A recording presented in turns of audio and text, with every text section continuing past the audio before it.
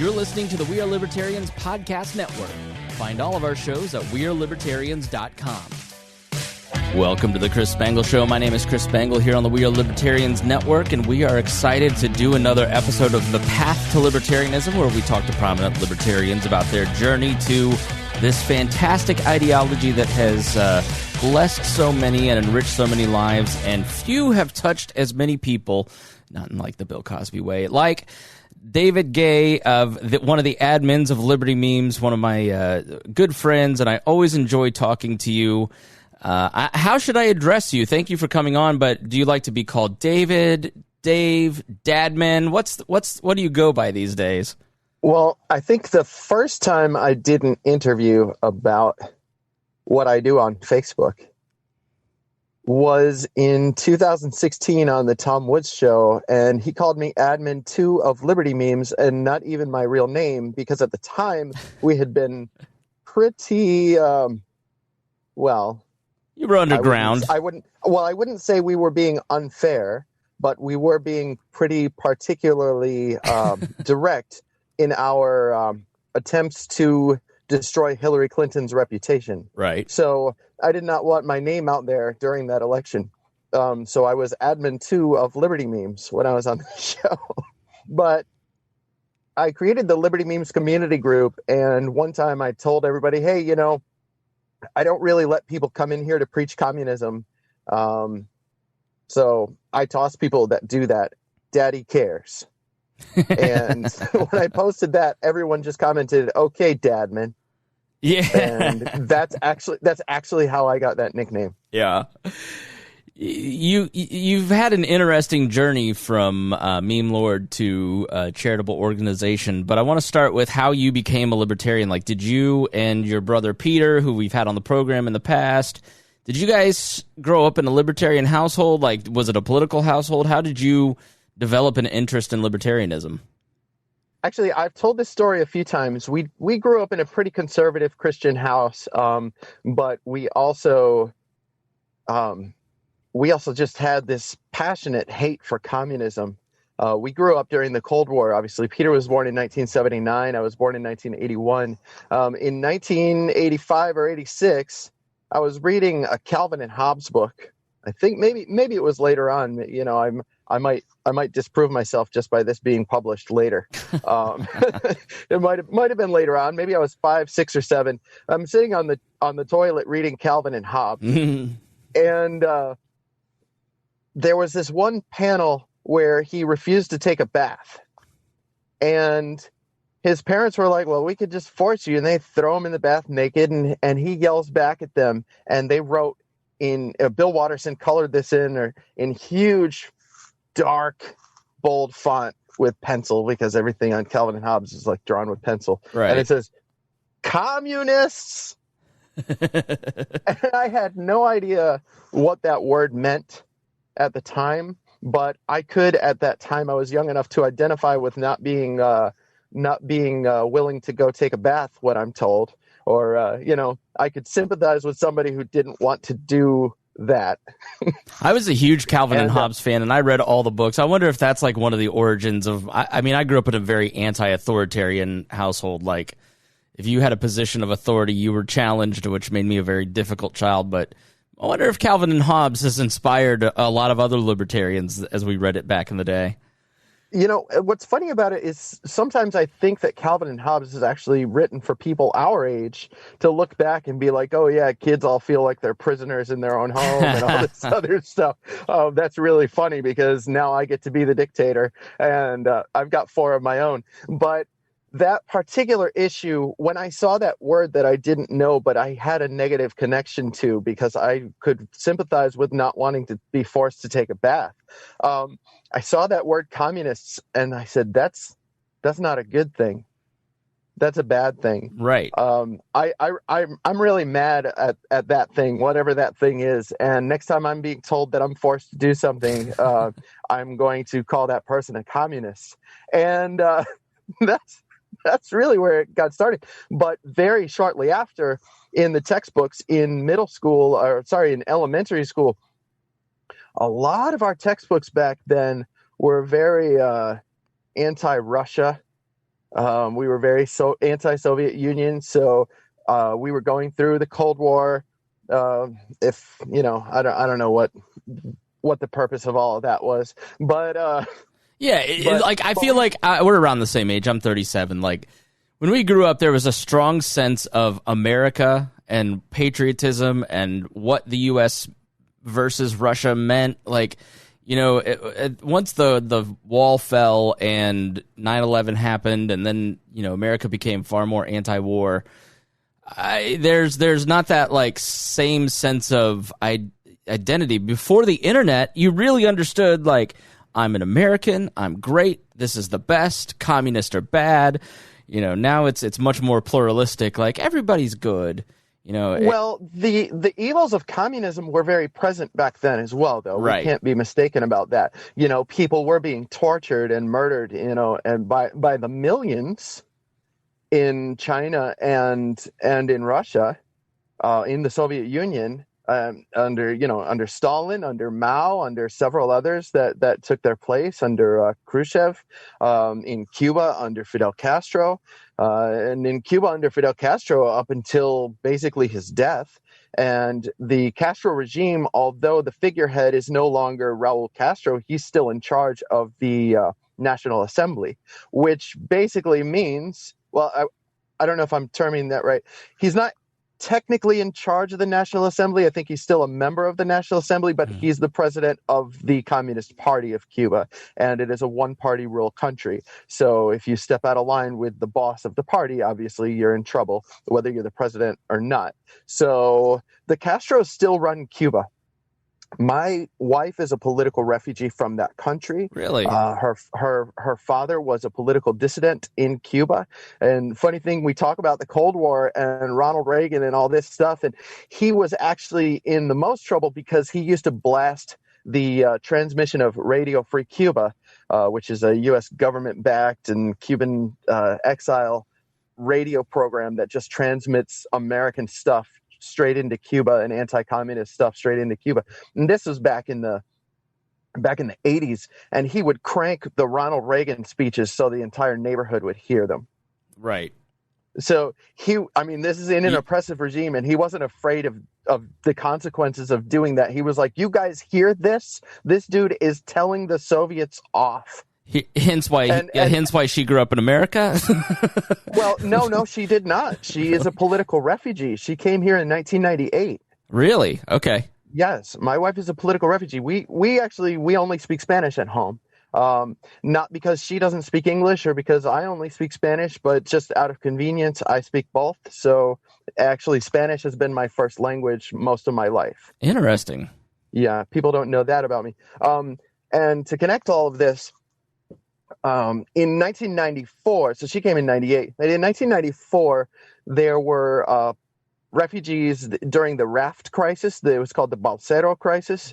And people would basically get on, it was called a balsa because it's basically made out of balsa wood, you know, what you would do in arts and crafts projects. It was called balsas because they made these rafts out of anything they could find to get out of Cuba when the Soviet Union collapsed. And the reason they needed to get out of Cuba when the Soviet Union collapsed is because Cuba was a Soviet satellite. Right. And there are actually a lot of former Soviet satellites that are still communist. And they've really got no way around it. They stayed communist for the convenience of the Soviet Union subsidizing their economies. And once that ended, there's just no food. But, you know, when there's no food, sometimes dictators get away with abusing people even more. They can starve their enemies to death. But in Cuba, in 1993, 1994, during the collapse of the Soviet Union, the fall of Yugoslavia, the Cubans just ran out of food. And they said, if we stay on this island, we're going to starve to death. So we're going to risk our lives 90 miles in the ocean in some of the most treacherous water in the world, with currents that will take you out into the middle of the Atlantic Ocean, or currents that will take you into the middle of the Gulf of Mexico and swirl you around for days until you dehydrate and die. And and if your boat sinks, you'll be eaten by sharks, you'll drown, all these horrible things. Children who washed up on deserted islands and couldn't find fresh water would die almost immediately because they would get thirsty and reject their parents' advice not to drink seawater.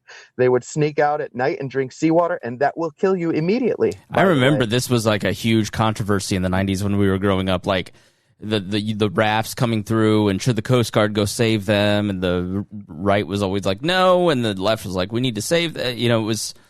It was very weird because they were escaping communism, so there was actually some overlap, and there were a lot of Republicans involved in the Cuban Adjustment Act. I think the Cuban Adjustment Act itself actually has a Republican senator's name on it. Wasn't it? They had to put a foot on American soil to claim asylum, and that was like the heart of the debate. Yeah, so that was a Clinton policy called wet foot, dry foot. Basically, if you reached dry land in any fashion, or you were out of what was considered the borders of the ocean, you could say that you had reached the United States and you could officially apply for political asylum.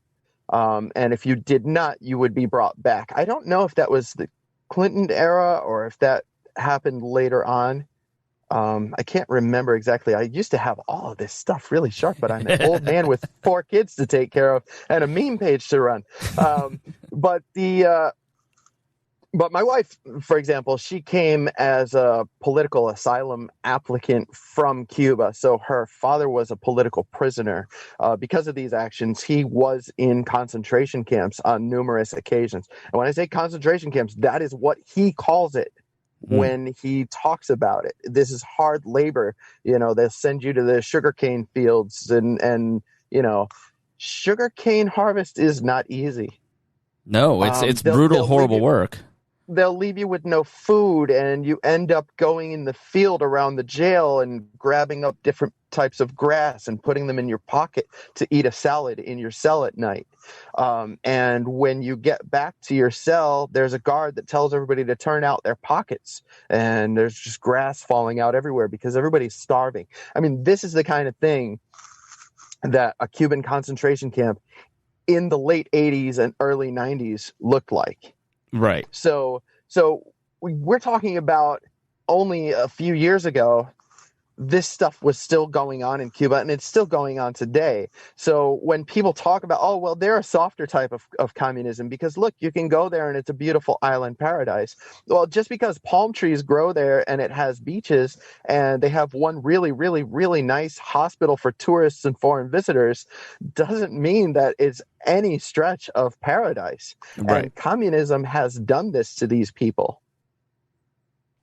So when this generation is like, oh, yeah, communism's not that bad. But anyway, the whole point of this is that was my motivation.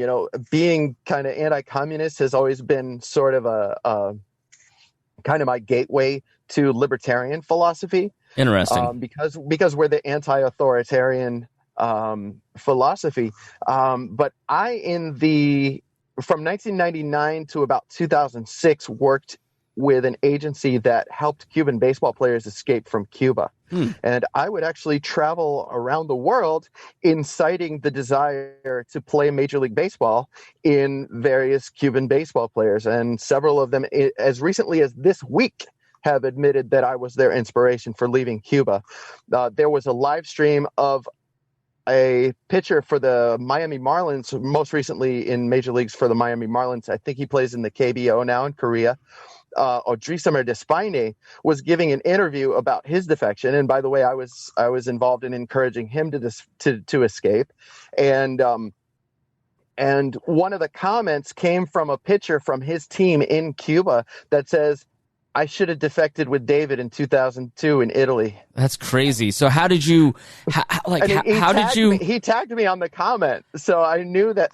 How did you end up doing that? Like, were you really into baseball and then ended up like going to Cuba to scout what? So I have a lot of really fun stories about how I got where I am today.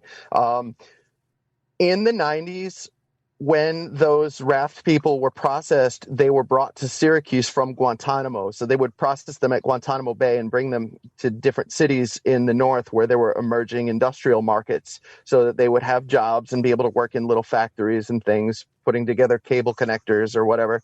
And when they came to Syracuse, they called my pastor. Apparently, the chaplain in Guantanamo went to seminary with my pastor and said, when you get to Syracuse, call this guy. He'll hook you up. So my pastor says, hey, I got this call from these Cubans. You're taking Spanish in high school, aren't you? And I was like, well, probably like level 1. Hola. First couple of months. Well, I knew a little more than that. Como te llamas? Me llamo Dadman.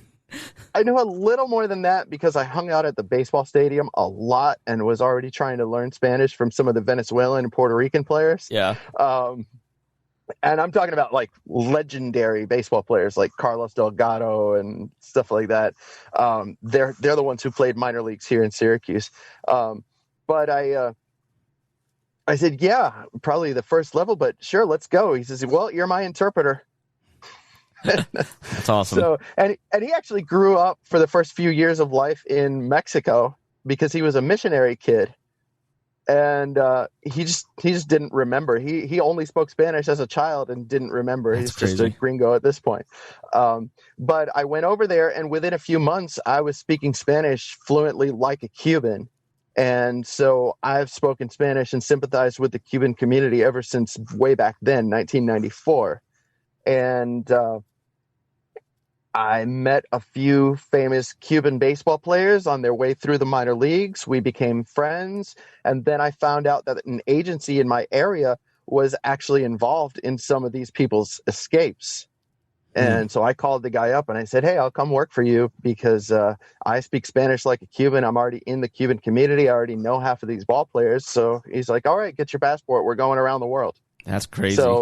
So I ended up eventually through that little spy work, we would like send micro notes to people inside of a pen and say, if you want to defect, give me a call, and wrap it inside of the ink and put it back inside of the pen and hand it to them, ask for an autograph and say, keep the pen and go read it in the bathroom. Things like that. It's like literally just like that Bridge of Spies stuff. And it was like, that's so cool. It was a lot of fun. I guess it paid the rent, but I didn't really become extremely wealthy at it. But I did inspire a lot of people to reject the Cuban communist sports system. And I'm really proud of that because a lot of those people became millionaires. So if somebody came to you and said, I wanted to defect, what was the process then? Well, you just have to figure out the circumstances. I mean, do you have your passport available? Do you have access to the visa that proves you're allowed to be in this country for at least 90 days because you're in this baseball tournament? Things like that. Oh, okay. So hold on. So they'd come to Syracuse to play like in an exhibition. No, not Syracuse. Like Italy, Dominican Republic, Mexico, Panama. Okay. So they're in another country, and then you help them just go, we're going to go, instead of Cuba, you're going to go to America and claim asylum? No. Basically, you're going to walk. You're just going to leave your team here in this country and figure out where to go from there, whether we can get a politician in this country to accept your asylum request or they send you somewhere else. Most of those countries were friendly to U.S. policy and would not immediately send those people straight back to Cuba if they said they didn't want to go. So that was that process. But I ended up on an episode of the Cuban version of CSI. And, I say, well, their version is a propaganda version for the government, but pretty much every CSI or police show in any country is basically propaganda. It's copycat, yeah, right. Some of this stuff is true. You do have to catch bad guys, but the Cuban version has me as some horrible criminal who wanted to destroy the Cuban sports system so that the Americans could get more gold medals in the Olympics. That's so funny.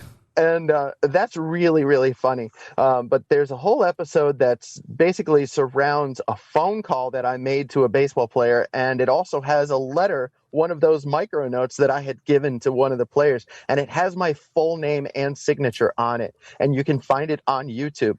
That's so... What's like, if I want to look up on YouTube, like what keywords should I use?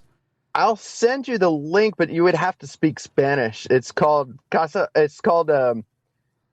Tras la huella, which means following the clues or following the prints. Uh-huh. And the episode is called Caso Asedio. And I think on link 1 of 2, it is at about the 16.5-minute mark. And literally a bunch of communist police officers with their uniforms on discussing how Fidel had told them that, and how Fidel had given speeches about how these Americans were trying to destroy Cuban sports.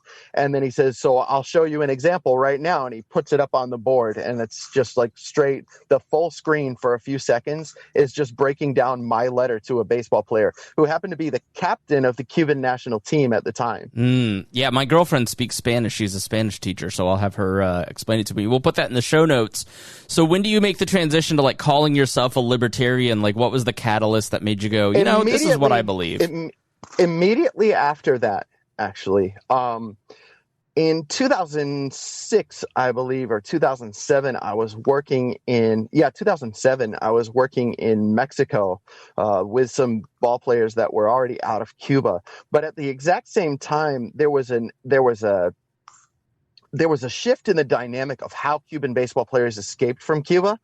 And what that meant was, instead of already having your passport and your visa and just leaving Cuba at an international tournament where you were already free, players started paying or making deals with back-end deals for their contract with migrant smugglers and mafia types, boat people with really, really fast speedboats that you would use to smuggle tons of cocaine. And sometimes it was the people and the cocaine being smuggled, by the way. And the territory I was in Mexico was also their territory. And they knew that I was there, and I knew that they were there. And one of them figured out a way to convince me to come over for a barbecue. And I was probably actually the object of the barbecue. They called me up when I was on my way there, and one of them that I had become friends with called me up and said, "Where are you? You on your way?" I said, "Yeah, I'm on my way." He says, "Why don't you stop over at that little cafe that's on whatever street here in Yucatan?" And he said, just wait for me there." He comes over and he says, "Listen, all those bodies that have been washing up on the beach in Cancun?" Like, all this, like, it was in the news. I think it was international news at the time, between 2006 and 2007, headless bodies washing up on shore in Cancun. Yikes. And basically the guy told me, "You were about to be the next one of those. Yikes. Why don't you just go back to New York and live your life and be happy?" And I said, "You don't have to tell me twice." Right. And I was literally went straight back to my apartment, and I was on the next flight home. Yeah, you're like, and I didn't even tell my boss about it. Like, I called my family. I was like, "Guys, buy me a plane ticket. I'm going to come home right now." Right. And what's funny about that is you hear all these evil stories about organized crime, and yes, they are evil. They will murder you. But one thing that they have is they'll actually warn you before they kill you. And you do probably have a chance to say, "You know what? I'm not going to F with these guys. I'm out of here." Yeah. So sure, they were forcing me to make that decision. It was either my death or go home, but they at least told me first. They were polite in warning you that you were going to be beheaded. When I got home, my brother was involved in a Ron Paul meetup group. And what year was this? Like, this would be 2007. Okay. And I think November of 2007. And I was like, "Oh, Ron Paul meetup group. That sounds really fun," because in 2006, I had already been looking into Ron Paul as a potential next candidate for president for us, because I was a Republican and I wanted to win the White House. Right. And I wanted to keep the White House despite the unpopularity of George Bush's foreign policy. Specifically, I voted for George Bush in 2000 because he was the anti-war candidate in terms of, I'm going to be the anti-Bill Clinton foreign policy. We're not going to Kosovo, Serbia, Bosnia. We're not going to Haiti and Somalia. Famously said, "We're not going to be nation builders." Yeah, he was. He said very specifically, "I am not here to be a nation builder." even I think the vice presidential debates went the exact same way against Al Gore, and it was a rejection of Al Gore and Bill Clinton and their foreign policy of that era that brought us a lot of the problems that we have today. And so I was at the time, and I remember being a kid and listening to Rush Limbaugh during the Bill Clinton era, and he would talk about how disastrous Bill Clinton's foreign policy was. And that made me say, this nation building is a bad idea. It was Rush Limbaugh that convinced me of this. Right. And this was, so I remember when they were ideologically consistent, or at least they were pretending to be, because there was a Democrat in office. And so I wanted that to win. So I voted for George Bush in 2000. And by 2004, I actually abstained. I didn't vote. But I still wanted my team to win the White House. And I said, so what we need is all of that good Republican stuff and anti-war. And then Ron Paul came along, and I said, in my naivete, I said, we can't lose. So I had no clue at the time what politics was really about, but that's November of 2007, and by December of 2007 I was already so deeply involved in his campaigns that I was attending a couple of the planning meetings for Tea Party 07, which was the original money bomb. Yeah, okay. I remember that. $6.6 million in one day. We set a fundraising record that had never happened in a presidential election before in U.S. history. And this got no news coverage. I know. I couldn't believe it. You think about the numbers. I think Joe raised $2 million-ish. Gary Johnson set a record $3 or $4 million. $6 million for a libertarian. No. It was $6 million in a single That's day. what I'm saying. If you look at what libertarian presidential candidates, and I'm saying Ron Paul's a libertarian candidate, even though he was a Republican at the time. It was when Ron Paul did those money bombs. It just was mind blowing for everybody, because it was the first. When I got involved in 07, it was still pretty a quiet movement. You could know literally every libertarian leader possible, and then when those money bombs hit, it was wait a minute, we're not freaks anymore. We have a chance. Well, that is a testament to Ron Paul, who started in, he's been a libertarian pretty much his whole life. Right.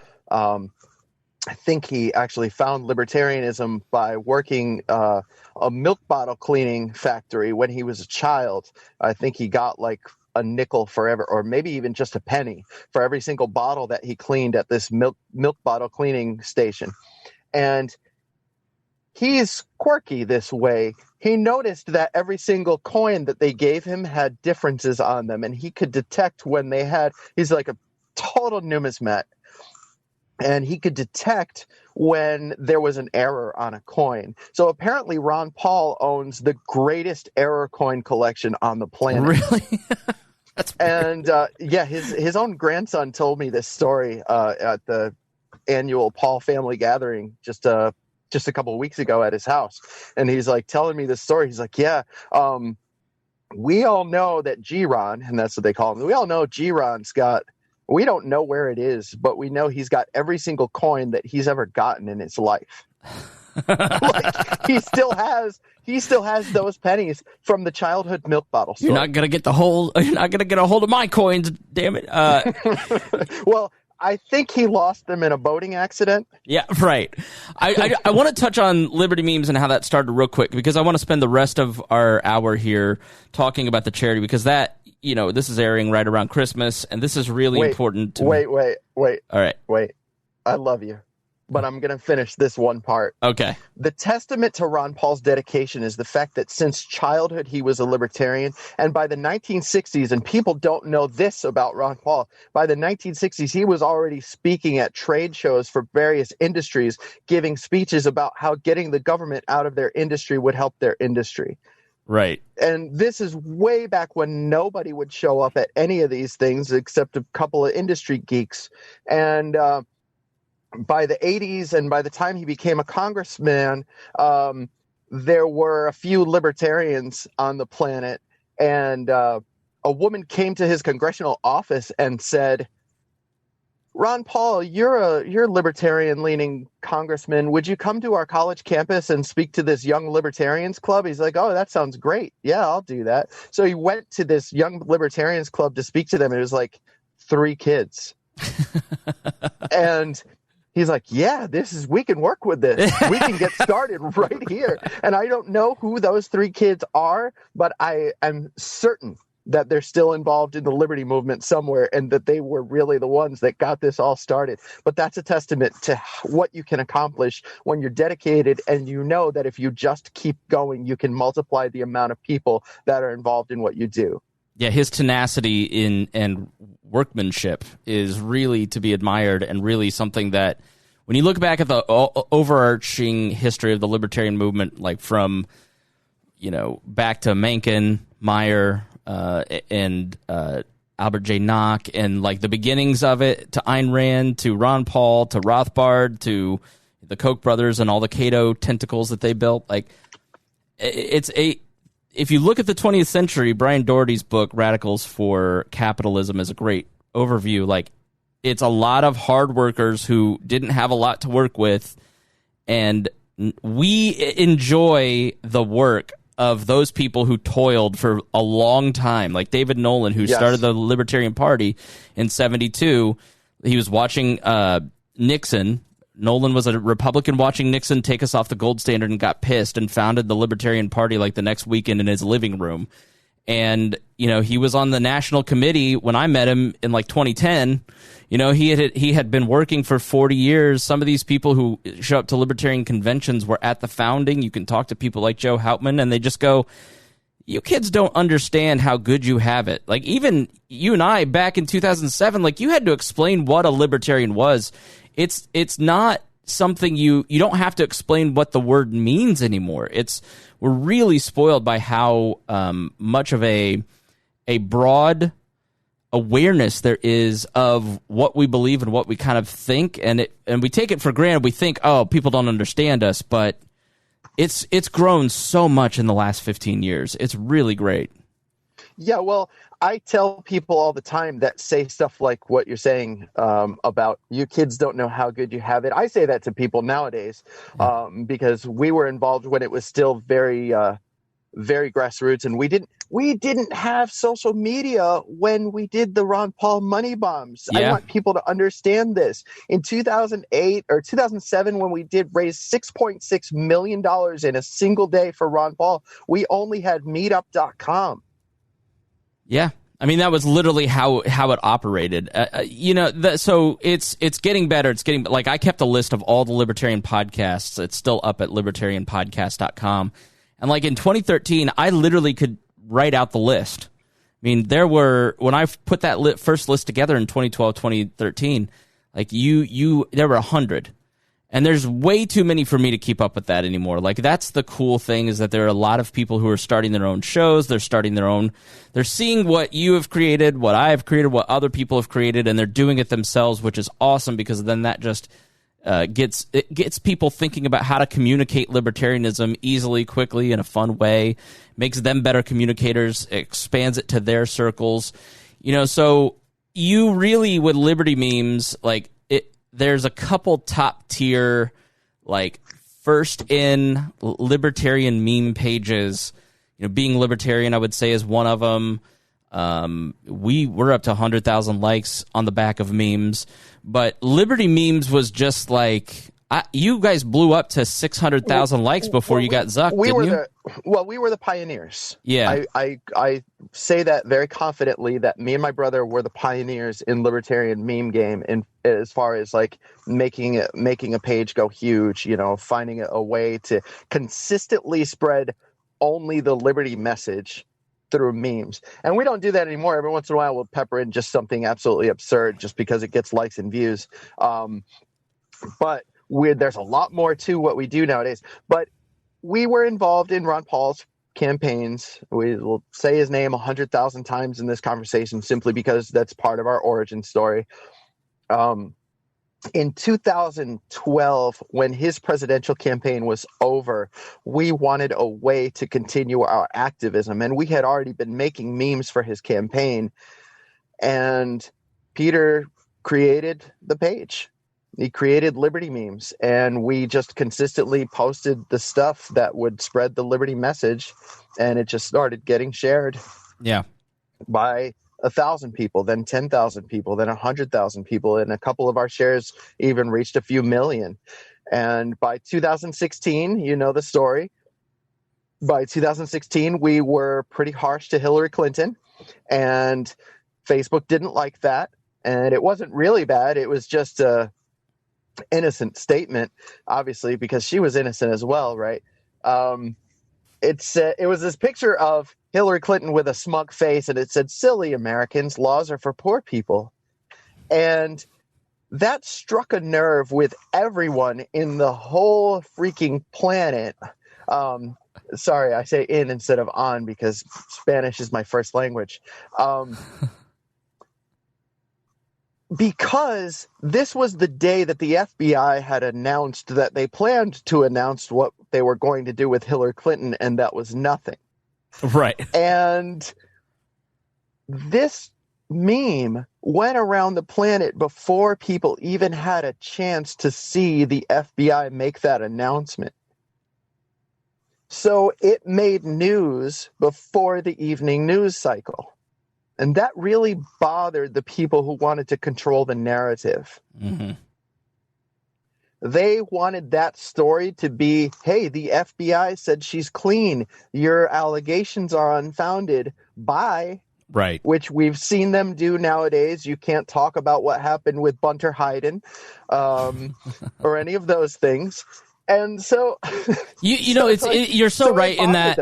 Like, before 2016, memes were like advice animals. They were Bad Luck Brian. They were simple. They were like corny dad jokes.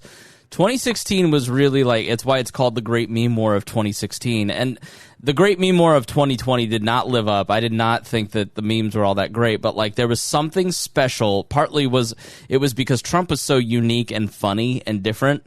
And then there was also like a peak in the world of memes where everybody had gotten so good at certain skill sets over the last like 3 or 4 years that by 2016 it was just like everybody's like, oh, I'm going to apply this to politics.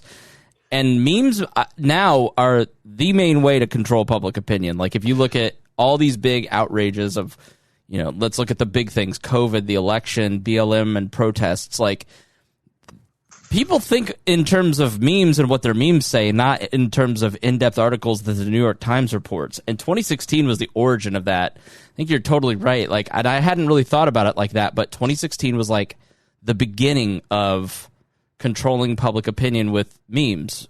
Am I right in that? Well, I will tell you, you are right, and there's more to that story. And it starts with the boys from Liberty Memes. Mm-hmm. In 2013, I was running for city council, and I had been endorsed by Ron Paul, and we even made a hokey little video, and I'm like talking about the Constitution or something. It was all nice and corny and all really good libertarian stuff. Anyway, I was running for city council, and my campaign relied on a lot of memes to talk about what my opponent, the current city councilman, had been up to. And we even had a very public issue that we just absolutely destroyed the guy on. And most of that was based on memes, the way we did it. And my campaign manager, who was also a Ron Paul supporter at the time, in 2013, he learned my strategy. He ended up, and I don't know if it's current or it was halfway through this current term, but he ended up working in the White House as Donald Trump's charged affairs over social media. Right. What I'm saying is the meme president, the guy behind him, one of the guys behind him was actually my campaign manager and learned meme politics through my campaign. That's awesome. So that was in 2013.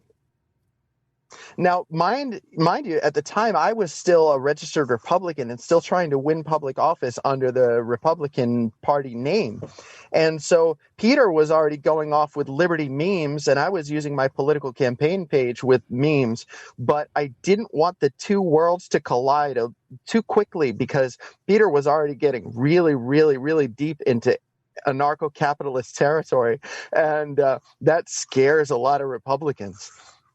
And so Peter, your brother's kind of like a pipe smoking intellectual in my mind. You know, that's precisely what he is. And he's got a philosophy degree from Covenant College in Georgia, down there in Chattanooga in Tennessee. I say that because it's basically in both states. But Peter was posting all this stuff, and he was like, I don't care what people think. This is our philosophy, isn't it? I'm just going to post everything that lines up with what we believe here. So he was doing that, and I was kind of scared. And even at events, so I was a speaker at the Young Americans for Liberty State Convention. And even at that event, I was afraid that I was like, I didn't know just how deep into Republican territory y'all would be. And I even knew that their founder at the time, Jeff Frazee, had been deeply involved in Ron Paul's campaign. So I knew that, but I wasn't sure if the whole organization was geared toward Ron Paul Republicans or if it was trying to just be Republican light. I just couldn't tell. And so at the registration desk, one of their leaders was looking at Liberty memes on his laptop. And I was trying to keep it quiet that I was the guy from Liberty memes. And I walked by the desk a few times and I'm like, man, he's really going to town on Liberty memes. And I sit down next to him and I was like, hey, I'm a speaker at this event. You invited me because of my activism and this other stuff I'm involved in. But I'm also one of the admins of that page. Me and my brother co-founded it. And he's like, no way, I can't believe it. And this is back in 2013 or 2014. I can't remember which. But he's like, oh, no way, I can't believe it. And he's like telling everybody. And then by that time, I basically told the world, yeah, I'm an ANCAP. I'm one of the guys that runs Liberty memes. And there's something, and it was really popular. There's something, and I think about those days where, especially in the early days of memes, you kind of go, should I post this? I don't want my reputation to suffer. My grandma follows my Facebook page. You know what? There's something liberating about giving up that idea and not worrying about what other people think, and I'm just going to post it. And some of that may have gone too far, and we haven't checked ourselves too well. But there is something liberating about that. I'll give you a rule for that, though, because Liberty memes grew because we were able to reach everybody, not just libertarians. Yeah.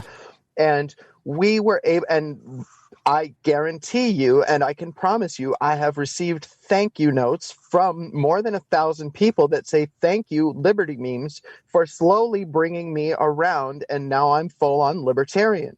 Right. And this was with a memes page. We were someone's reason to look into libertarianism and become one because they saw a meme that they weren't sure why it resonated with them. They disagreed with it, but they weren't quite sure why it felt like it might actually be right. I've had the same sort of success with high school friends and normies. Normies like me better than libertarians, because I'll post Christian memes or slice of life memes and then libertarian memes, and then over a period of 5 years people go, man, those memes made me think. It is more effective than people realize. Yes, it is. So we built a huge audience. We were abused by Facebook, all this other stuff. But in 2018, in March of 2018, I said, we have this huge audience. And I had also been a speaker at a lot of rallies, like gun rallies, liberty rallies, speaking at college campuses. Peter and I spoke at the Libertarian State Convention in Texas in 2016 as well. I really liked doing that. I really liked doing stuff in the real world other than just posting silly pictures with jokes on them. And so I created the Liberty Memes community group in 2018 in order to have a direct line of communication and organization with our page followers that actually wanted to be involved in libertarian action. And so we started that, and it got really big, really quick. That's what she said. And see, It was a good one. It never goes away. Well, we're perpetually 14. That's what she said. And so, gosh, what is wrong with us? So the Liberty Memes community group, the boys from Voluntarism in Action, which I think is an offshoot of the page Being Libertarian, which grew up alongside Liberty Memes. We were the original Share for Share, along with Like a Libertarian and I think Libertarian Girl and things like that. And your page, We Are Libertarians. And we grew up doing a lot of that Share for Share and built our audiences that way. And back when the algorithms wouldn't stunt us when that happened, it would actually show the algorithm that we were more popular because big pages were sharing us too. Mm-hmm. So back then, we could really rely on that network. Anyway, they reached out to me because I had this huge group. And they said, you've got a lot of reach and a lot of popularity in this group. We're trying to help a little girl get a kidney transplant. Mm. Could you help us with the fundraiser? And I said, yes. I sure can. This is exactly why I created this group, to do things like that. And the results were amazing. We, between Voluntarism in Action, Being Libertarian, and Liberty Memes, we absolutely crushed every single goal for this girl. And it was like $30,000, $35,000, $40,000. A lot of money got raised through that. And I said, okay, I see what this audience is capable of. And I found out that one of our page followers was about to get foreclosed on. And I said, okay, what do you need to keep from being foreclosed on? And it was basically pay off the entire mortgage. So we did it. We bought somebody a house. And then I said, okay, we bought somebody a house. We bought somebody a kidney on the black market. What do we got next? And people just kept coming out of the woodwork. They were like, I see your successful fundraising and I'm in trouble. I need this. I need that. There were some scammers who just wanted to get in on the action. That happens anywhere in the world where you're involved in stuff like this. But it ended up being where people were relying on Liberty Memes to clear their causes. And this is in the Liberty movement. They were like, oh, you got a problem? Go to Liberty Memes community group and suggest this cause. But we had not devised a system for how we would triage these. So they would come to us, and if it seemed legit and it seemed really, really like they needed it, or it was a really bad cause, some bad situation, we would just put it out there and say, all right, we're donating to this and we're donating to that other thing and this other thing. We reached like 20,000 people. So we had the audience to sustain it. I remember going like 2019-ish to the group, and it was just cause after cause after cause after cause. It was awesome to see because, like, in my mind, that's the fundamental premise of how libertarianism will work in the absence of a welfare state. Humans see other humans in trouble and rush to help. Like that empathetic system that we really need to focus on, because that's how people are going to get helped in the world. Well, that system itself gets crushed by socialism. Mm-hmm. Socialism, communism is a system that teaches you that you need to rely on the government for these things. And when the government's not there for you, something is unfair in life. Right. And so when we grew up, and I don't fault people for this way of thinking, because when we grew up, most of us were in public school. And in public school, what is the lesson? The lesson is, if you need to mail a letter, go to the post office. If you need to get a letter, wait for your mailman. He's such a great guy. He's there in rain or snow or sleet or hail. He's here to deliver the mail. And if you have a problem, go to the police. If your house is on fire, call the fire department. If you've got a problem at home, talk to the teacher, guidance counselor. If somebody is doing something bad to you at school, go to the school principal. All of these things are government solutions in a government building, and that's what we're raised to believe in.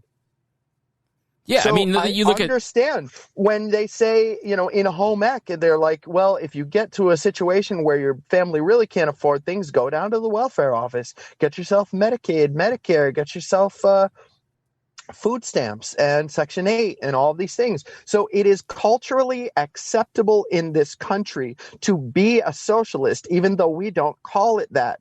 And so when you And this is across the board. There is no difference between a Republican district and a Democrat district in terms of acceptance of socialism in this country. So I can't go around the world. It's not good enough to go around the world telling everybody you're a socialist and that's bad, and that's why everything's bad in this country, because you're a socialist, and don't you see what socialism does? And they say, no, socialism pays my rent. Socialism pays my food stamps. They don't call it that, but we call it that. And it's like the meme of this lady screaming at a police horse. You've seen the meme. Uh-huh. She's screaming, like she's just angry at this horse. She's just screaming some rally slogan at it. And it's just got this look at his face like, lady, why are you yelling at me? I'm just a horse. And so when libertarians are online just laying into anybody that doesn't agree with them and calling them, you statist a-hole, just going to town on them and being especially cruel because you're the reason that my life sucks. You're the reason we're not free because you're blind and you haven't woken up. It's like, that is no good. That does not get anyone to your side. And Spike Cohen actually reminded me of the ancient phrase, nobody cares what you know until they know that you care. Right. Why aren't we reaching people on their level in their world? So that's what I try to do with Liberty Memes. When I fund a cause, I don't care if the person is a Republican or a Democrat or a Libertarian. I'm just trying to help somebody to prove that libertarian theory that if the government were gone, we would pick up the slack. Right. So in terms of the welfare state, I think it's the greatest thing in the world that now we are proving it. So I'm going to get to this. Liberty Memes has helped raise over $1 million in just a couple of years for people's causes. And what happened was, and you said it, that the group was loaded with cause after cause after cause, but a lot of people were just there for memes. Right. They're right. like, oh, this is a meme group, and I'm going to get to see a lot of memes and harvest memes from this place. And it didn't turn out that way. But there is also and I would tell anybody that complained, I said, we post memes every single day, and I approve dozens of posts that are memes as well. Why don't you check the group image gallery, because it's got like 30,000 memes in it. Yeah, but this is a problem that I find in our circles, but I don't think it's just, and I hate to bash libertarians because I just think it's human nature. Like, I don't want to be confronted with this thing because that would cause me to make a sacrifice monetarily, time-wise. Like, people don't, I'm here for the fun, and I don't want to be challenged, or I don't want to be I don't want to be reminded that people are struggling. I don't want to, that and so they go, well, they wrap it in like, you're violating your brand by not posting enough memes. It's like, no, we're here to help people. And I'm sorry that that's uncomfortable for you. Like that to me is how I always read that stuff when I'd see those comments in there. Yeah. When people say stuff like that, I'll tell them, check the group image gallery. But after a while, it did become a problem where enough people were saying it that they were able to, negative voices are able to make the whole group negative after a while. Right. So they're insidious, and they have this way of just getting everybody to say, yeah, you know what? I'm getting sick of this. Right. But for me as a liberty activist, and since 2007, extremely active every single day, involved in everything I could possibly be involved in to support the liberty movement. For me, I was like, I always take the put your hand on the plow and don't look back until the field is done. So for me, liberty activism is a daily life. It's a daily responsibility. So when I find something that I believe in and is effective and is making a huge difference in the world, such as touching the lives of strangers and buying their house for them, and being able to say libertarians did that for you, and that makes a huge difference in that person's life. And then they go around and they tell everybody, their friends and family, their civic organization, their school, their job, libertarians were there for me. Who? I can't believe this. They're the most greedy people on the planet. They won't help anybody. They don't believe in welfare. I can't believe they have some sort of a mutual aid system. And for me, seeing how effective that was, I said, this is a responsibility.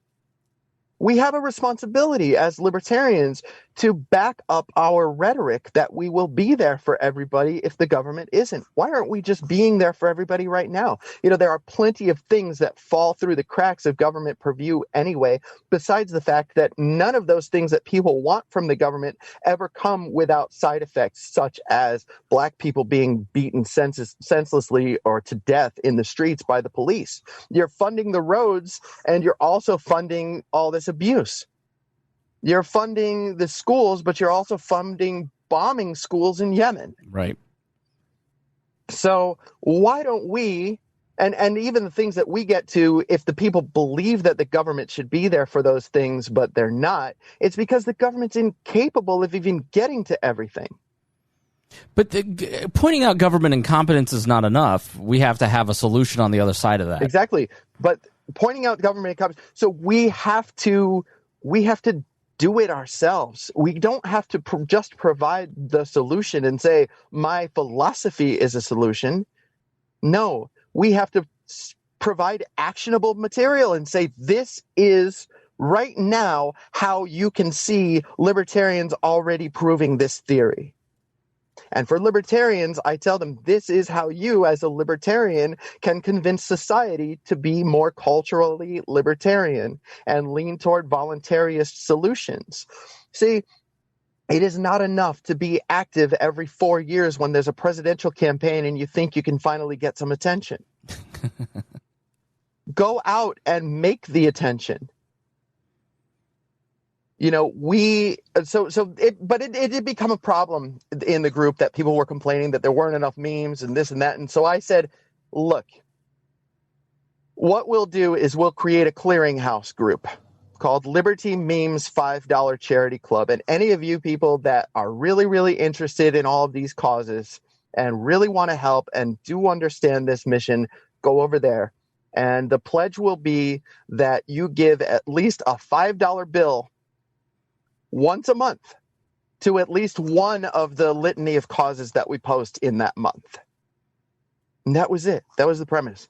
$5 in the whole month was your contribution to an organization that could reach dozens of people a month and change the lives of entire families overnight.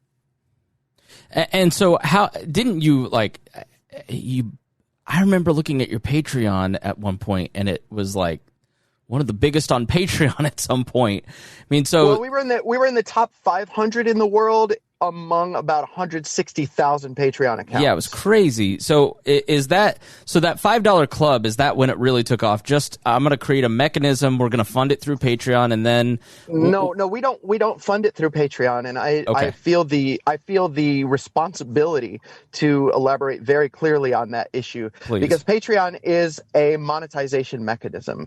And so Patreon exists for me and my brother to get some sort of compensation for all the work that we put in. Got it. I put in like 12 to 14 hours a day, vetting causes, answering people, giving interviews, traveling to other states. And my travel is driving so that I can meet people in person at grocery stores and stranded motorists and homeless people and teach them about libertarianism. Right. And if you don't think teaching homeless people is a way to spread liberty, I've got some stories of redemption of homeless people that I can tell you in a minute. But this is a lot of work. This has been a daily routine for almost 3 full years now of almost 10 to 12 to 14 hours a day of work. Sure. And then there's the fact that we have to get around the Zuckerism, and there's the fact that we have to get around our suspensions on our accounts and our pages getting taken down. And we have to also reach an apathetic audience that whenever you're getting abused by Zuck, and Facebook and social media has been very good at making libertarians apathetic, because once we can't reach anybody, we feel like we're already defeated. Right. So when we start saying, hey, help us reach people, we just get the comments back, well, it's no use, buddy. Facebook has already got us crushed. I know it's the most negative group of people I've ever been around, and I love you and what you're doing because it gives me hope. Like seeing the response that you get. Yeah. Despite all of the abuse we get on social media and all the things that marking our donation links as spam and all the amazing things that we're trying to do, and Facebook jumping in and saying, "Not so fast, buddy." Despite all that group has only existed since October of 2019. So that's only 1 year and basically 1 month. And in 13 months, that group has funded fully 85 causes.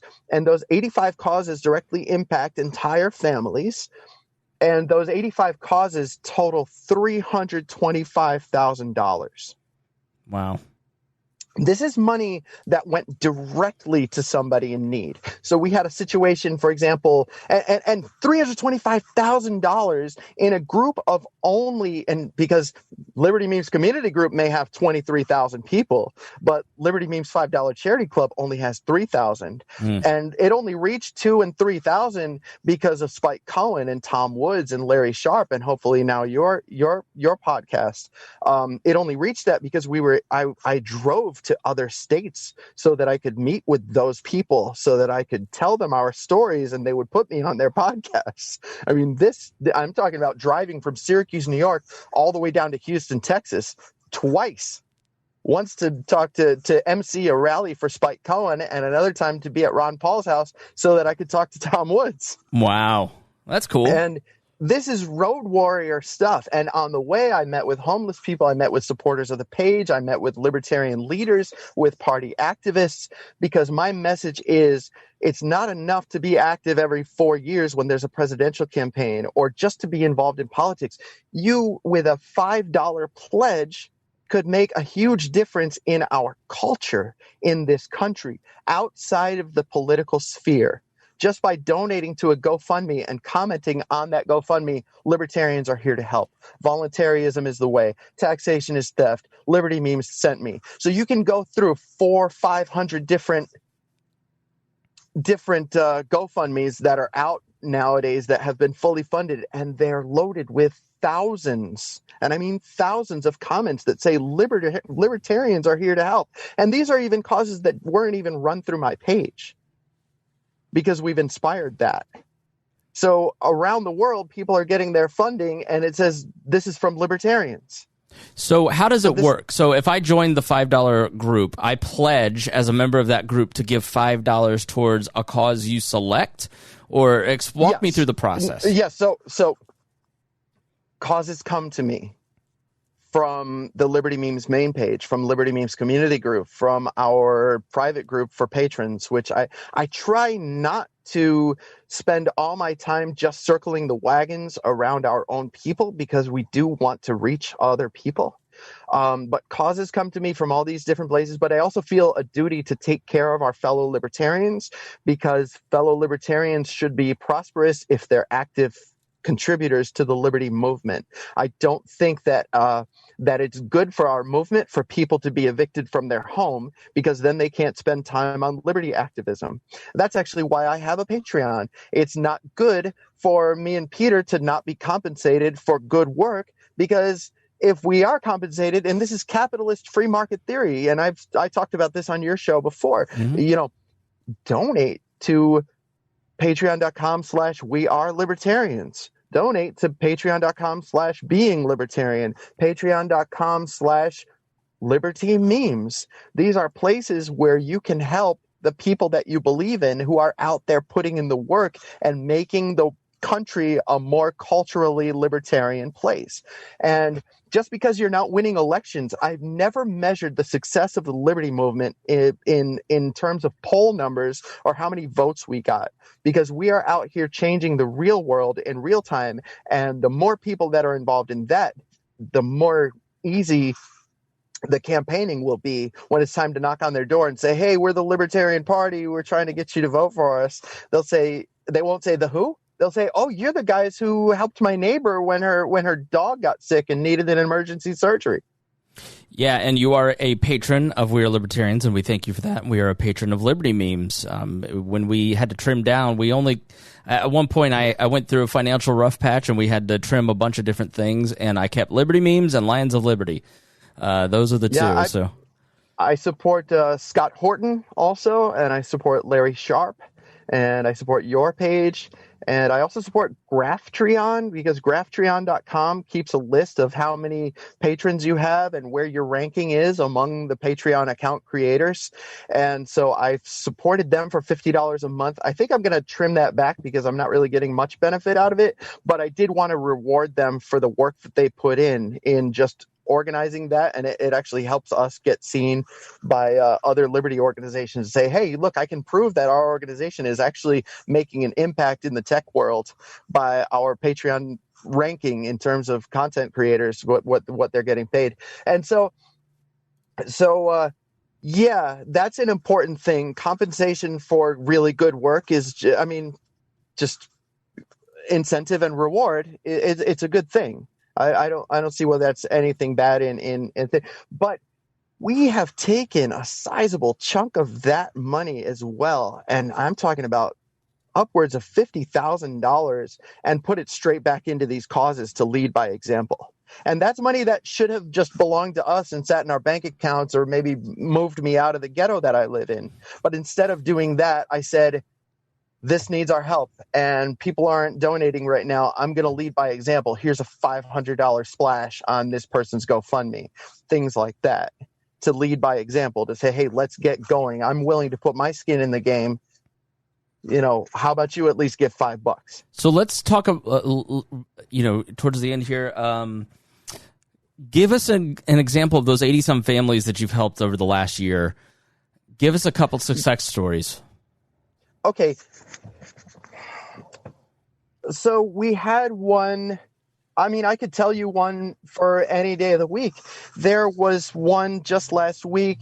She said that she was broke and couldn't afford her rent or her bills or something like that. That's usually the case. And that meant that she was also going to miss out on Christmas for her children or for her grandchildren or whatever it was.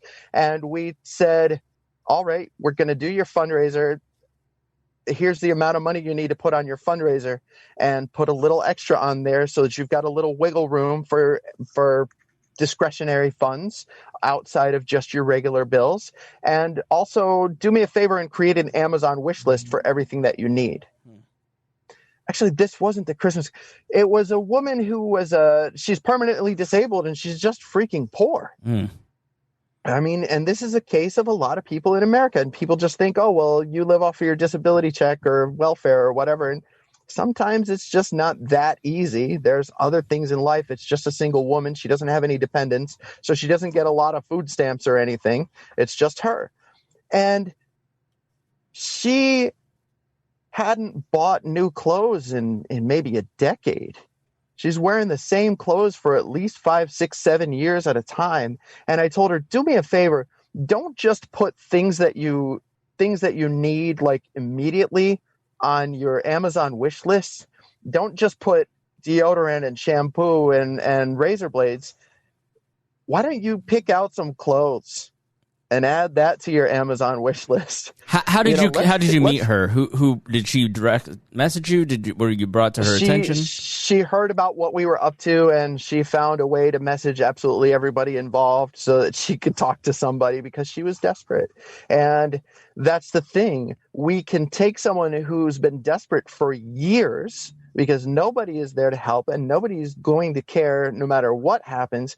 And suddenly they come to Liberty Memes, and we're like, hopefully this is something that's in our power to do. Because I have to reject maybe 20 out of for every one cause we have. It's 10, 15, 20 causes that we have to reject just because they're not feasible for us to get to absolutely everyone, because we're just one small group. And we can only really do one cause at a time, unless they're really, really small goals and we're just buying a holiday meal for 10 or 15 people all at once, and we'll post all of their donation links all at once and all of their Amazon wish lists all at once. But people reach out to us because they know that we care.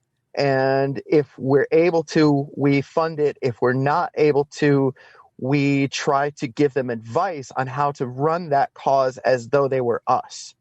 So I have become a guru at finding ways around the algorithms and getting attention for causes and not giving too much information when you're asking for money. So like there are people who are like, yeah, the reason I need this money is because I'm short on my rent because 3 years ago my dog died and I had to pay for the burial. And then my cousin Jeff had his leg amputated and I had to go be his caretaker for a few months. So I missed work and now here I am. And I've never been irresponsible before, but I'm about to get evicted. Well, and that's one of my questions that I'd like to ask you. Is it that obvious? Like, how do you vet people? How do you know who's serious and who's just full of it? Well, things like that do happen in real life. Lots of our lives really, really suck.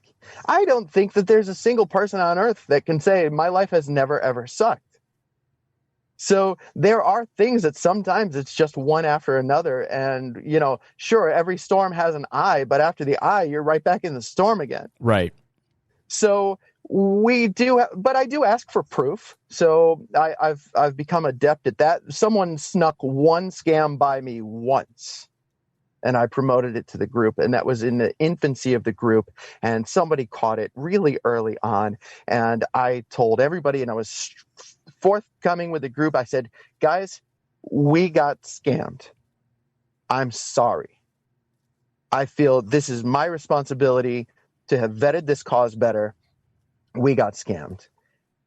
Write to GoFundMe right now and get your refund. They will refund you. And everybody got a refund. Great. We took care of that. We were able to bury that. We were able to say, okay, that happened. That's in our past.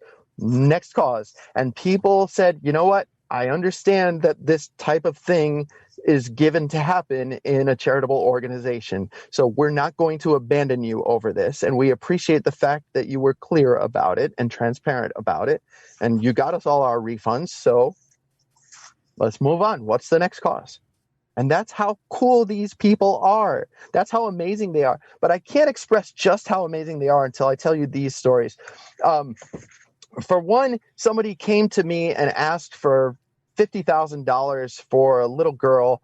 Her family had to have her airlifted because she went into a coma due to the flu. This is a little girl, 4, 5, 6 years old, 7, I don't know, something around that age. And she went into a coma and she even went blind. And this was a major expense for the family, and just having to be with her at the hospital was another major expense for the family.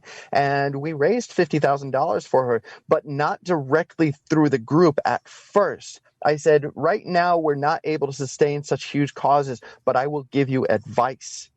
Here is step by step exactly what I would do if that were my cause. And if you want to take this on, and this is what I do with every single cause, I don't sleep or rest until these causes get fully funded or I know that they're on a steady pace. When I see that a cause has slowed down, I don't sleep. I spend another couple hours trying to figure out a way to bust through the algorithms and get that cause in front of people again so that people are donating again. Is that by you're posting a lot, posting different places? Like, how do you do that? Yeah, I mean, I've got various groups that I can post to and say, hey, can you guys give some attention to this or something like that? And I've got email lists and messenger lists and group chats and all sorts of different ways to make this happen. But in this case, I gave him this advice and I said, just make sure that when you're running this as though the person in need was you. And you will get the results that you need. And so I told him also reach out to the local press. And he did that, and it made his local press, and it got picked up by CNN. Wow. And CNN obviously wanted this story because it was a good story for vaccination propaganda or whatever. They were like, oh, you got to vaccinate your kids. Look, this kid is blind and in a coma because of the flu. Can you freaking believe this? But they posted their GoFundMe link, and it got fully funded on Liberty Memes' advice. That's awesome. And so that was one of those. But we've got these angels in our group also that when a cause is really, really important and the goal is really, really big, and people aren't necessarily donating to it, they'll drop $10,000 in an anonymous donation on it. Wow. And I know who those people are. but I keep their identity a secret for their sake, because I know that if people found out exactly who they were, they would be hitting up their inbox directly and just saying, hey, give me a stack of cash. And that's not appropriate. And so, but we have one case in particular, and this hasn't happened yet, and I don't want to talk out of school, but he told me it was okay to tell this story, so I'll tell you. We had a family with the father was disabled or for a couple of months because of a back injury. So one of our group members reached out and said, hey, you know this family. It's a good, these people were involved in the Ron Paul campaigns way back in 2007, just like us. They were members of the Albany, New York meetup.com group. And I was a road warrior at the time. I would try to go to Buffalo and Rochester and Syracuse and Albany and Boston and just support the liberty movement's different meetup groups along my immediate highway. And so I knew these guys, and they were great people, really amazing liberty activists as well, homeschooling their children. I think they've got 5 children, and he couldn't work. So I said, well, what do they need? Can we buy them some groceries? Can we pay their rent? Can we pay their utility bills? What is it they need? She's like, yeah, well, that should be adequate. $3,000-$4,000 would be more than enough.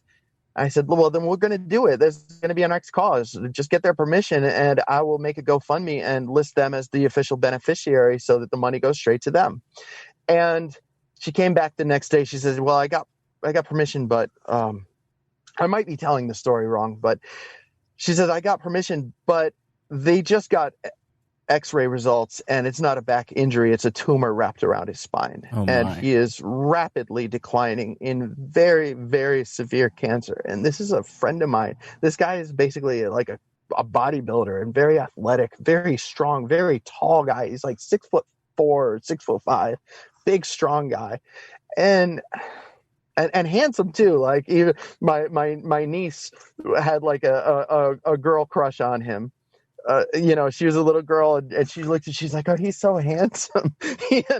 Just an amazing guy. And to see him deteriorate that quickly just broke my heart. But I said, okay, we're going to make this fundraiser for $50,000. And I have no freaking clue right now how we're going to make that happen, because our group is just not raising that kind of money all for causes, maybe $500-$600 or $2,000 or $3,000, maybe a high limit of $5,000, but we're going to raise $50,000 for him right now. And on day 1, $10,000, day 2, $20,000, day 3, $30,000, day 10, the $50,000 goal. Great. And then the magic actually happened. You think $50,000 in 10 days is a miracle. The magic happened. One of those angel donors reached out to me and said, David, I need their address, because I know you've probably got to get going soon. No, you're fine. Said, my associate producers just walked in. Oh, okay.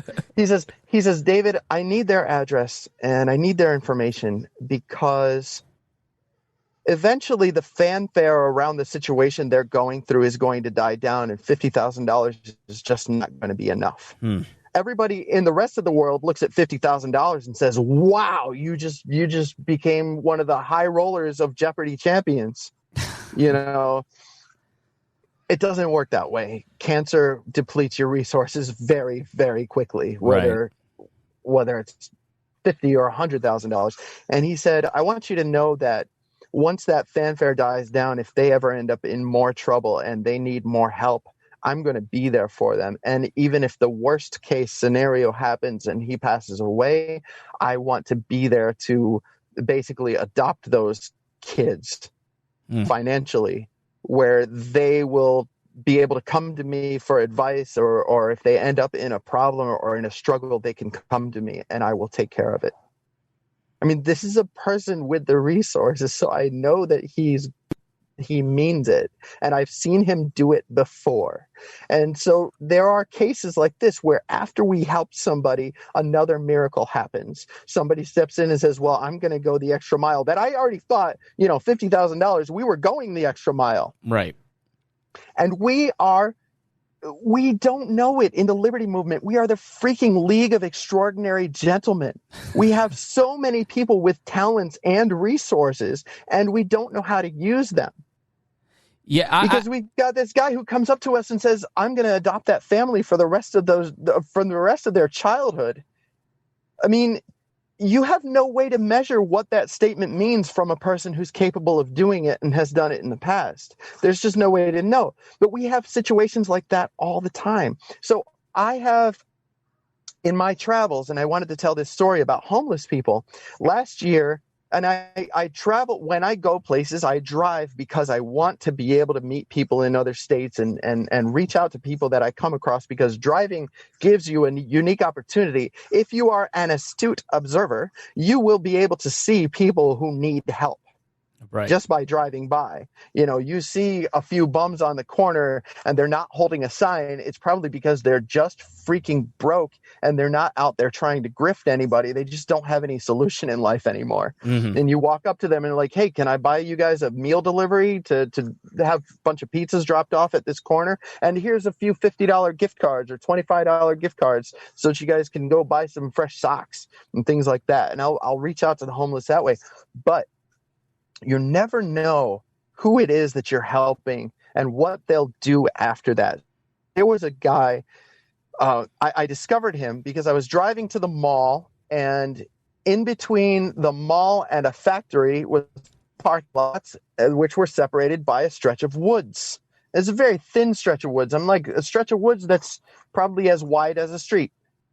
But it's just this strip that divides the two parking lots between an abandoned factory and the mall. And I noticed this was in winter in Syracuse, New York. This is where I live, in the coldest and snowiest city in the United States. And so I was like, there's tire tracks and a single set of footprints going back into those woods in the snow. Somebody's living back there. And I'm a big guy. It was the middle of the night. It was dark and cold, but I don't really care. I was like, I'm going to go back there and find out what's back there. Because it doesn't seem like a single track of a guy walking his bicycle is going to be anything dangerous to me.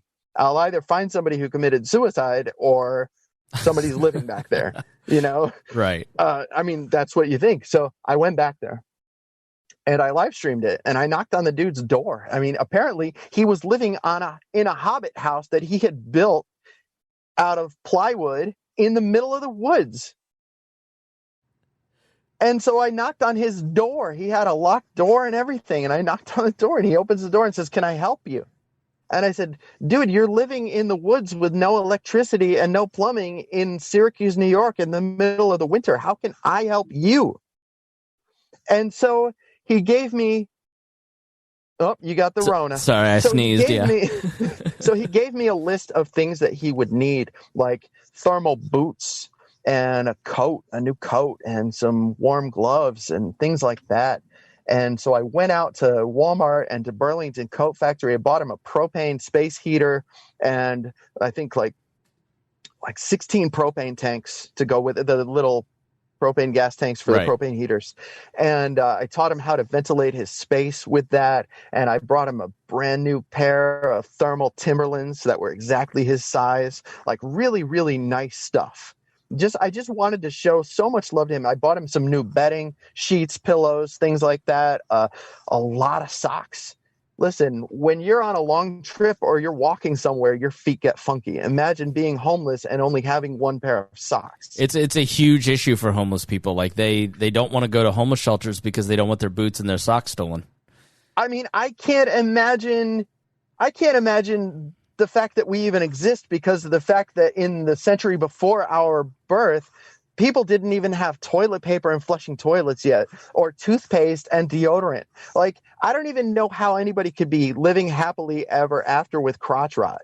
Like, They tell all these fairy tales about princesses and kings, and I'm like, we live in a society that has toilet paper. And you know what's funny about that is all these people who are promoting communism have never wanted for anything in life, and most of them come from wealthy suburban neighborhoods, and they're like, the thing I'm going to do for the poor is I'm going to make the government redistribute wealth. And I say, you idiot, don't you know that that's what causes toilet paper shortages? Right. How could you possibly want to live without toilet paper? It's like the greatest freaking thing in the world. Here in India, I mean, they didn't. Here in Indiana, toilet paper didn't hit till like the 20s, and people used corn cobs for toilet paper. Like, could you imagine that you complain about the one ply, but you're shoving a corn cob in your behind? So did your grandparents grow up there?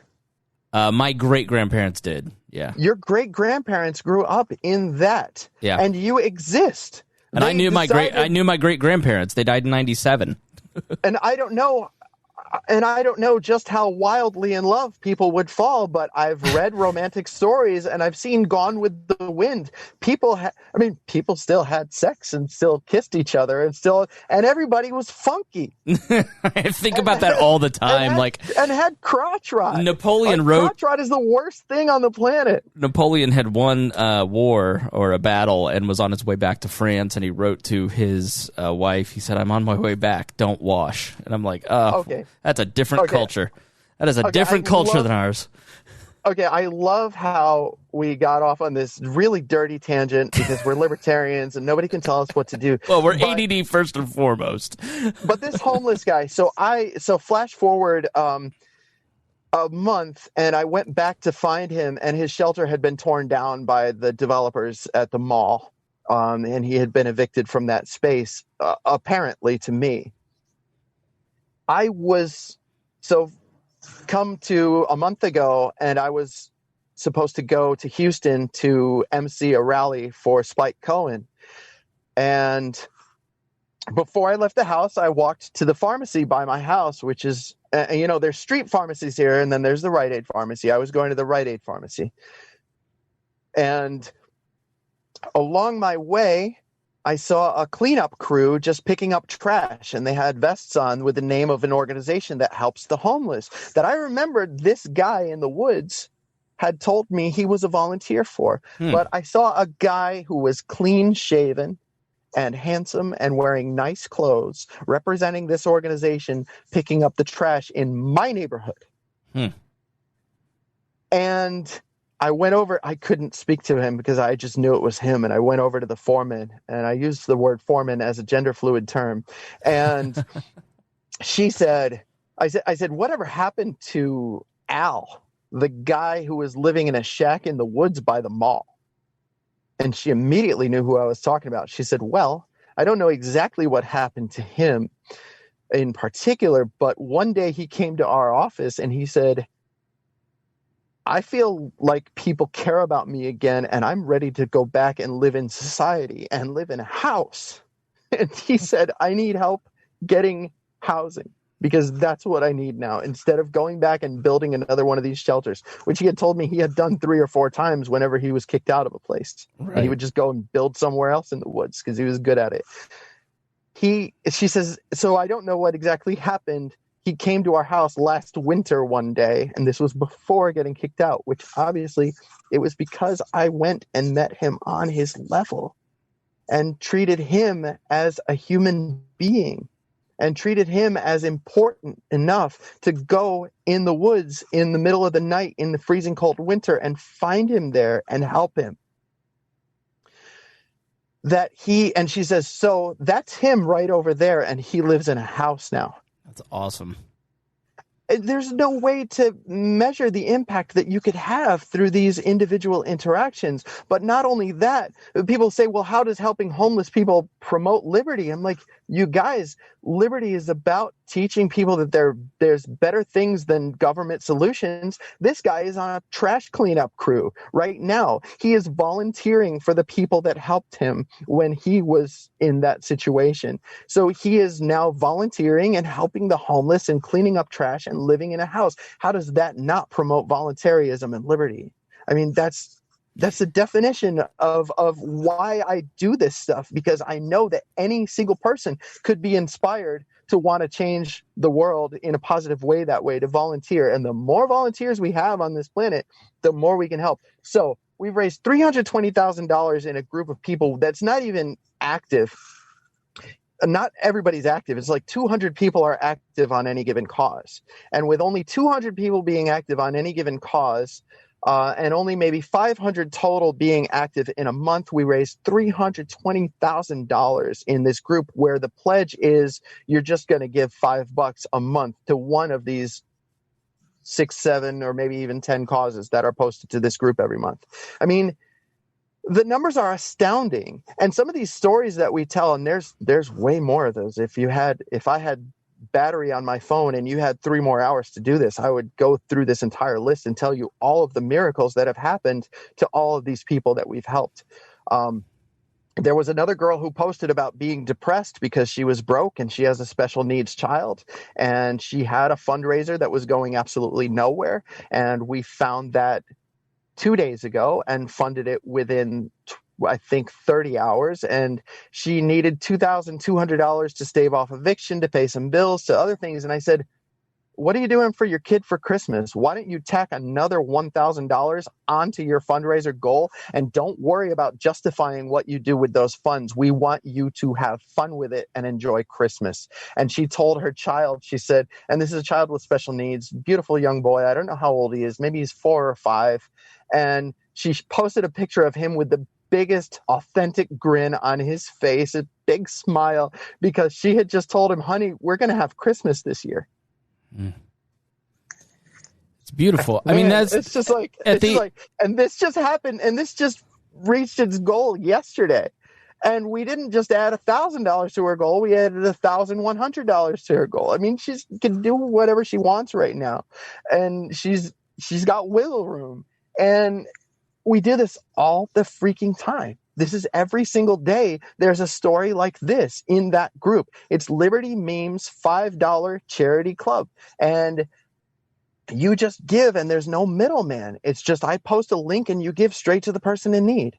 And then you get to see the story of the person in need, because we bring them into the group so that they can thank everybody.